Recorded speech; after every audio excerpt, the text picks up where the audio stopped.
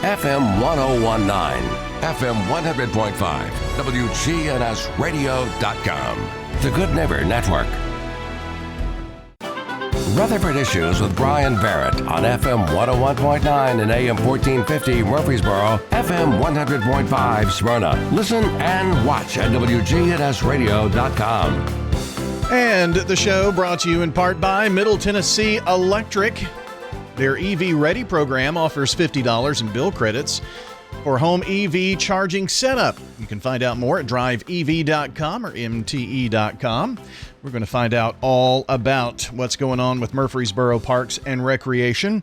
I heard Bart, Nate Williams, who joins us, say June is busting out all over. It is. It is. It's happening. We are in the thick of the beginning of summer. I don't know if that makes sense, but we're there. Yeah. We're bustling. The pool's open. Camps are running. We're running wide open. And, it's our favorite time of year. It's what we get to do, and we're fortunate to be able to do it. This is, of course, kids are out. This is the first full week out. There are lots of things that go on this time of the year. And, parents are always seemingly looking for a place to, I don't know, is entertain the right word? Do something with the kids anyway. My wife's working through that right now. So I know my youngest is in Bible school this week over at New Vision, and my oldest and my middle one started football and basketball. We're running wide open. So I think everybody's doing that. We've got a lot of stuff that we offer in the summer, Brian. It's a lot of camps, a lot of swimming opportunities, and just fun to be had by all. Well, before we go too far into what's coming up, I would like to say a big thank you and hats off to everybody with Murfreesboro Parks and Recreation who pulled off yet another Spring Fling along with thousands of volunteers here in the county. Yeah. Yeah, it was a great week. I know it was the rainiest that we started off with that Tuesday. It was, if you remember, some pretty dicey weather coming through all day. But, I can't say enough about the hard work our team put into it to make sure our fields were playable and ready to go the following day. And I think we had some good results. And, it's just one of the things that we've got dedicated staff who really understand the purpose and the reason why we do things like Spring Fling and what it means to the local economy and for Murfreesboro, and we get to showcase some, our phenomenal facilities, but also our customer service capabilities. Yeah. So just to kind of refresh folks, because we were very involved in, keeping up with the softball, for instance. We had two softball teams, and Stewart's Creek was supposed to kick things off on Tuesday, and of course they lost the entire first day of softball and baseball. Yeah. And decided that they were going to have the 4-day softball tournament in 3 days. And, after all of that rain we had on that Tuesday, to be able to play at 9 a.m. The morning after, and I heard some of the stories and what had gone on out there. And I think as soon as it was safe to get out on the fields after midnight, you had crews out there putting all that good stuff. What is that? Stay dry, that stuff on the field, and just really going to work on it. And I didn't think we had a chance to start at 9, but we did. I don't think a lot of people thought it was, possible, but our team out there works hard to make sure it happens. I think they like the shock value of people who really were questioning if they were going to be able to do it. So it got done. I even got a letter from a mayor in Middle Tennessee that sent it over and just thanked us for having it done. And it's like I say all the time, Brian, we've got the best team. Yeah. And, I'm happy I get to work with them. So let me ask you this question, because you would know the answer to this. And, a lot of people who are in that field, whether they're coaches or parents of kids, one of the big questions I had asked of me all week was, why does the city not have tarps for those fields? Didn't have to have them, obviously, but is that something that you all have looked into? I know it's kind of costly. Yeah, and also, the usage that we have on our fields, it's not practical to have tarps that you would roll out and unroll. Like a major league stadium, they're not being used very often. Ours used multiple times a day, 7 days a week, so rain events, it's best, and it does, less damage than trying to get those things on and off, just to let it happen and have a team that works hard to make them playable. Well, like I said, I don't think anybody thought that they were going to be able to play. And we're not only talking about, the 4 fields at Sportscom, but also all the McKnight fields and getting all of those ready. That was pretty amazing. Yeah, it was a good spring fling. I think our goal is to make sure everybody who's visiting Murfreesboro leaves with a positive experience, even if you don't win the whole thing. And I think that everybody does. Murfreesboro is a great place. I think people like to visit for a variety of reasons. We talk about soccer. They moved basically all of their games to the synthetic turf field. Yeah.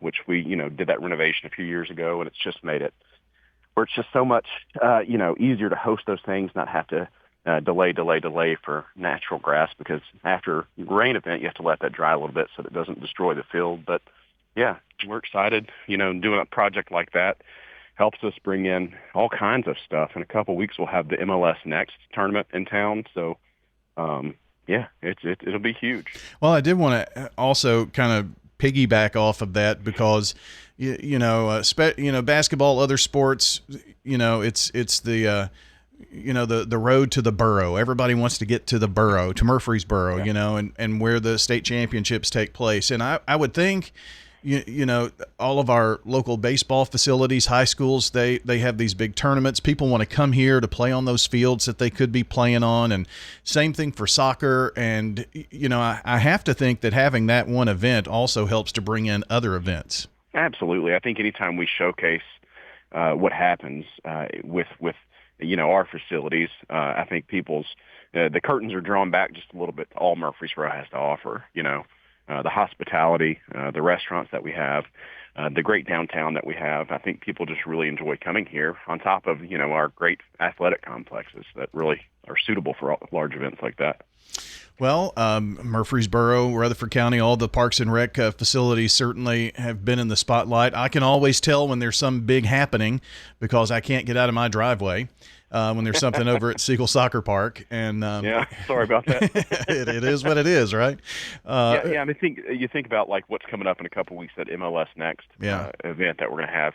That spans over 9 days. There's over 400 teams that participate in that. So there are literally, and not being dramatic here, millions and millions and millions of dollars that are spent locally, and that really helps us to be able to offset, just like this year, there's no tax increase being proposed for our budget. So it's that type of stuff when local dollars get spent here and we don't have to, pay for them as a resident, the requirements.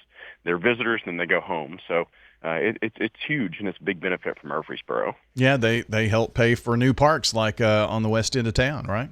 Yeah. We got Veterans Park going. Excited about that project, and it's going to take a little while, but a big project like that, we can expect that. I would expect that we've had such a wet spring that, and with dirt work being the primary thing, it's going a little slow right now. But I would think summertime, once it starts to heat up and all, will get going. We think it's going to be a good few months for us to be able to do a lot of the mass grading that's required out there and get that project rolling. But it has been a wet spring, so I think I read something the other day that it's one of the wettest springs I think that we've had in decades. Yeah, for sure. I think the 5th wettest May that we've had on record here in Middle Tennessee, something like that. Is that right? Yeah. Wow. Let me ask you this too, while we're talking about future projects or projects that are underway. A lot of people drive down Broad, and if they haven't driven by, they're just thinking that things are just being taken down. But will that daylighting of the creek also bring more, I don't know, for lack of a better word, real estate into Parks and Rec? I mean, is this going to become part of the trail system through the city? Yeah, it's going to be a connector. It'll be a place mostly accessed from Cannonsburg in that area, downtown Creek. But I think people are excited about that. And people say, is it going to be a park? Or what is it going to be? It's going to be a nice activated green space that we'll work to maintain and that will partner with, other city departments to make sure that's something that it's going to be, I think, once people see the final product, it's really going to change the landscape of downtown Murfreesboro. Well, that's kind of a gateway into the downtown area, and people will see that, and it's like, I don't know, maybe it will take us from looking like a I was describing this to someone. If you've ever gone to a website and it looks like that website was built in the 1990s, well, this will make it look like a 2020s, type of website. Right. Same thing here. I mean, it's kind of an update and green space, and that's kind of the thing, to bring green space that, gosh, we're talking about businesses and asphalt and all that were there, and now we're bringing a green space back into the area. So. Yeah, I think that's something, when we look at preservation in a rapidly growing community like Murfreesboro, that's one of the reasons I love, working for this organization and what I do, and the council that we have and the administration that oversees everything, that we believe that, passive preserved spaces need to be maintained. So that's why we'll work to, gather all types of land just to preserve for generations to come. But a staple like this in Town Creek, the opening of that, and saying, hey, this is an area in downtown that's going to be like this for a long time. It's a really cool thing for a growing community. So you have that this summer if you're looking for things to do. We've talked a little bit about the facilities over at Sportscom and around town, but Wilderness Station, I would suspect, gets a lot of extra activity in the summertime. Yeah, it does. I think every facility to some extent, but the Wilderness Station is hopping. It's a great time to get on the trails at Barfield Crescent Park. Barfield's a 473-acre park with all kinds of trails. So I think a lot is happening. We got, like I said earlier, lots of kids camps that happen out there, and then it's a good time to get out and just explore the park system. If anybody's got any questions or curious about what we have to offer, they can go to murfreesboroparks.com. Yeah, and if you're planning family reunions, get-togethers, I mean, there are all kinds of places to do that, picnic pavilions, all that kind of thing, that I guess you can just go to murfreesboroparks.com and find out about. Everything's on there, and we've made a really concerted effort to make it to where people can book virtually anything that we have through our website. So all of our rental facilities, pavilions, stuff like that are there and readily accessible. Well, Nate, as always, I appreciate you spending some time. Before, I guess, right around the next time we would have the chance to talk, or maybe that is the day. No. We'll have. Hey, I bet I know where you're going with that. Yeah. What about a big celebration under the stars? Yeah. I'm reporting live from the Greenway, which is right behind my office, so I don't have a calendar in front of me. But yeah, July 4th is we're excited about it. It's powered by Middle Tennessee Electric again, which is our corporate sponsor. But it's going to be at the fountains at Gateway, and we're looking forward to another great year. So we'll have details about that coming up. I guess the outdoor entertainment, all of that good stuff is what we've experienced the last couple of years. That's what we're going to see out there again. It's growing every year. Derek Dove and the Peacemakers, I can say, is our entertainment for this year. So I think everybody's going to enjoy that. All right. Well, we'll continue to tell folks about that. But, Nate, appreciate it. Thank you so much. Thank you. Nate Williams joining us with Murfreesboro Parks and Recreation. And a reminder, if you missed part of what we talked about here this morning, you can check the podcast. It'll be up shortly. WGNSradio.com. Wrapping up the show in a second. FM 1019, FM 100.5, WGNSradio.com. The Good Neighbor Network.